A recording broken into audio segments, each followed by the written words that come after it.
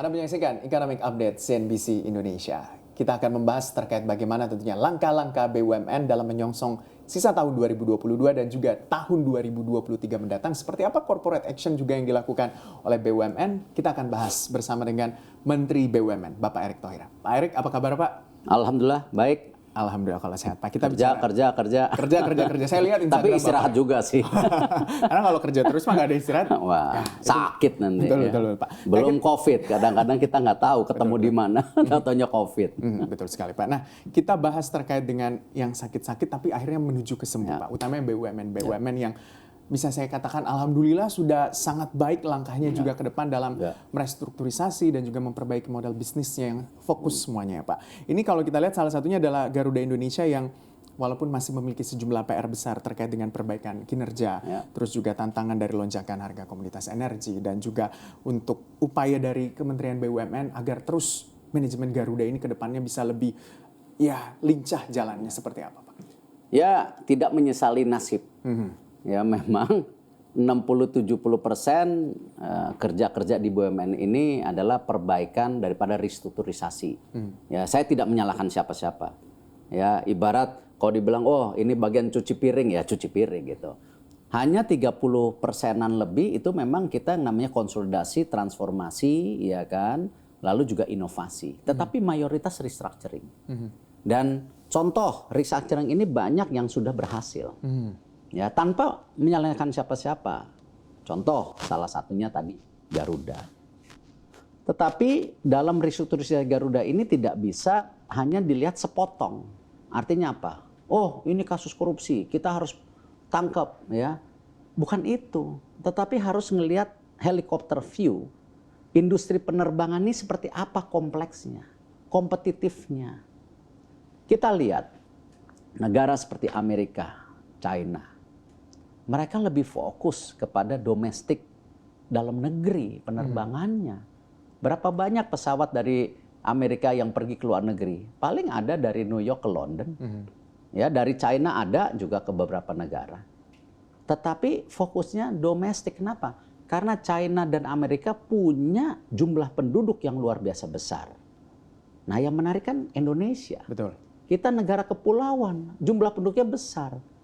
Ngapain kita pergi ke luar negeri pakai pesawat cuman gaya-gayaan. Nah, ini penting gitu. Lalu kita lihat juga karena COVID ini Boeing, Airbus mengurangi produksi pesawatnya. Betul kan? Betul. Nah, berarti ada terjadi shortage ya produksi.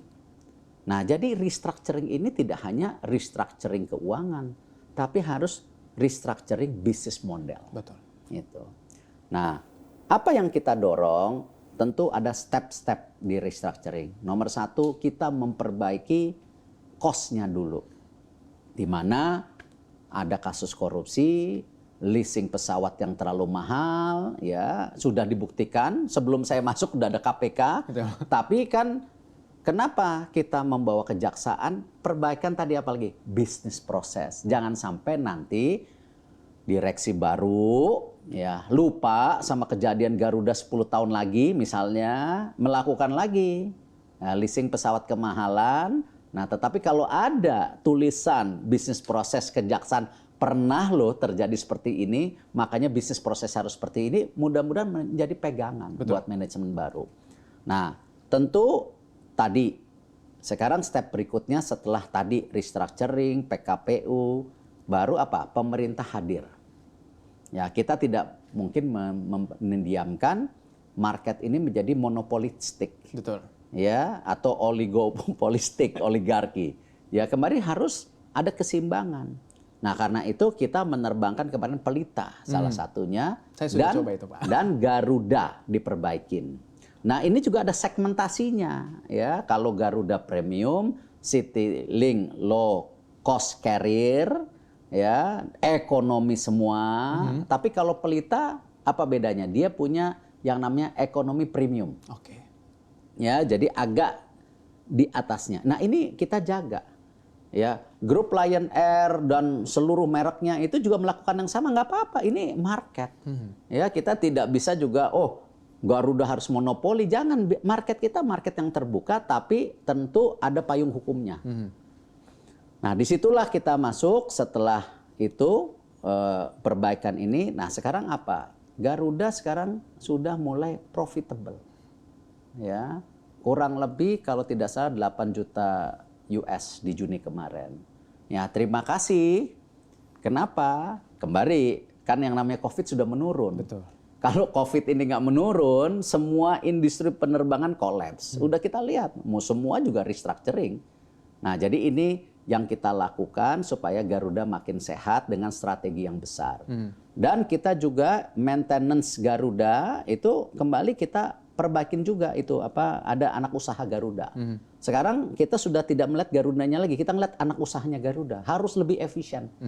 Seperti yang saya sampaikan tadi mengenai efisiensi di BUMN juga.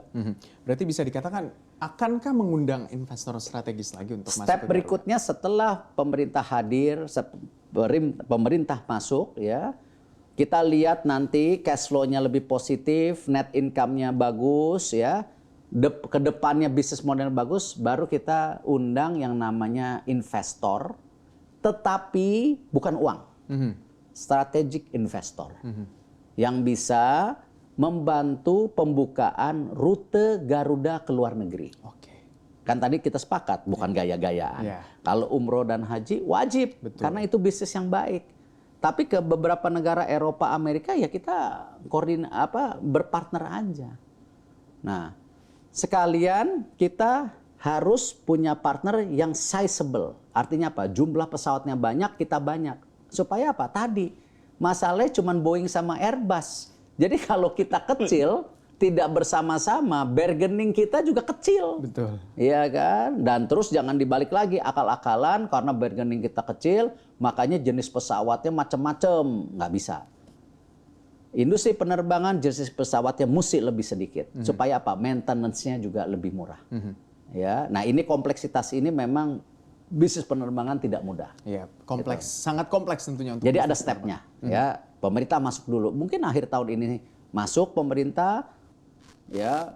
Garuda makin bagus, ya. Modalnya tidak minus, kan sekarang modalnya masih minus. Betul. Nah dengan masuk ini kan modalnya jadi nggak minus, apalagi EBITDA-nya net income-nya mulai positif, gitu. Ya, jadi ada step-step yang dilakukan oleh Kementerian BUMN. Ojo ke susu katanya. Iya, ojo ke susu ya. Harus kalau kata bertahap. Kalau betulin apa-apa harus bertahap. Betul sekali, jangan langsung lompat gitu Iya, ya Pak nggak ke bisa. step yang udah paling atas Pak. Nah,